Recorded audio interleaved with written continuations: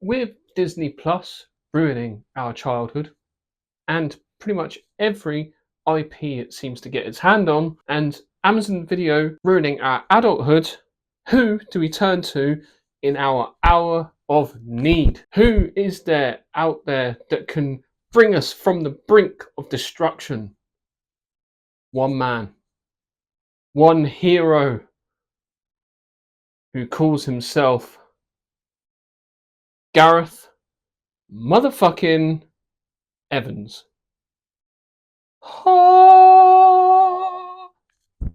Pray, we keep this man safe because he is about to turn everything around with this new film that he has directed called Havoc. Let's rain havoc on this review.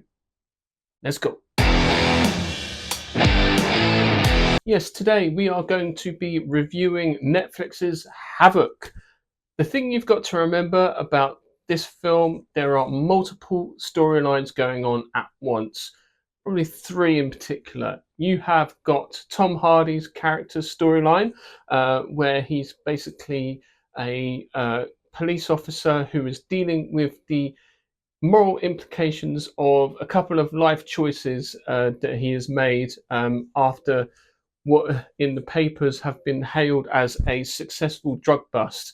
But later on, we find out that he actually kept the money and the drugs for himself and not acting alone as well. So there's that aspect of it. The second storyline is about corrupt politician Forrest Whitaker's character, who is basically running for mayor of New York City and has a few cobwebs and a few issues that he's also working out, and a very sort of unpredictable and erratic son who gets into trouble. On the third story, you've got the Chinese triads who have a bit of competition between the subgroups and are battling it out for supremacy, and there is a bit of a power grab between the head of the Chinese triad and brother,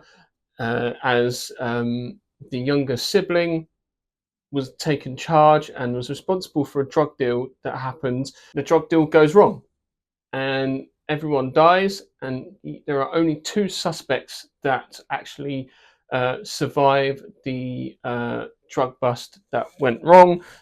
Those two survivors are Forrest Whitaker's son and his girlfriend.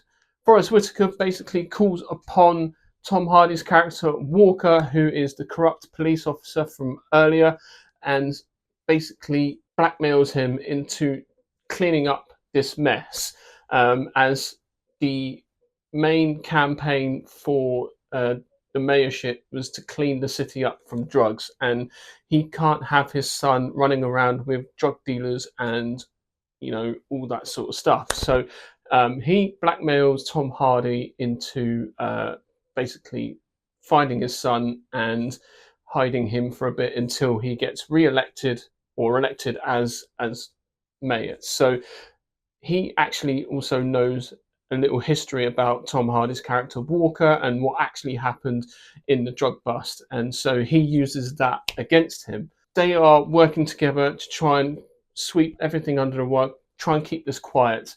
While that's going on, there's a big power grab within the Chinese triads, and so all hell breaks loose. Tom Hardy has to save the day and make sure everyone comes out alive. So here's the thing. As of late, Netflix have kind of dropped the ball a little bit when it comes to their films, and there's a couple that come to mind which have had like massive budgets, lots of advertising, and have been not very successful. Films like Electric State, for example, that had like a $320 million budget.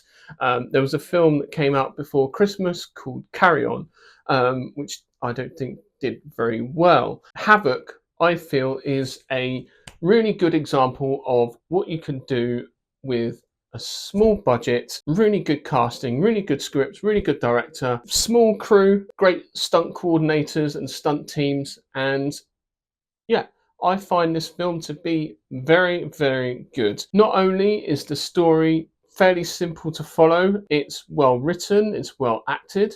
There are some very amazing action sequences in this film as well. It also leans very heavily into the whole over the topness of the action genre, which serves the story and serves the film very, very well. And I know a few directors who actually do over the top action and just seems rather sort of fake, contrived, and very badly done. You may know who I mean. Michael Bay. This film is a very good infusion of Asian martial arts movies and Western Hollywood cinema. They gel really, really well together. Even though there are some very seasoned actors in this film, such as Tom Hardy, Forest Whitaker, and Timothy Olyphant, all the Asian actors in this film hold their own, if not are standout in this film. The head of the Chinese triad in this film, this woman, I'm not entirely sure of her name, I apologize, I'll put it up on the screen here. She was very, very good as the head of the triads, and her head henchwoman as well. She was very believable. You could tell that she can beat the shit out of people. She was very capable. She didn't feel like, the type of girl boss character type person, as it were, which is being seen quite often in Hollywood at the minute. Yeah, it was just all seemed very believable. From what I understand, in Asian cinema, especially in martial arts cinema out there, a lot of the actors generally tend to do a lot of their own stunts. I'd imagine in this film there's no different. I think, at least in my eyes, it seemed like that the actors were doing everything all themselves. So yes, those actors, unbelievable, very, very, very good.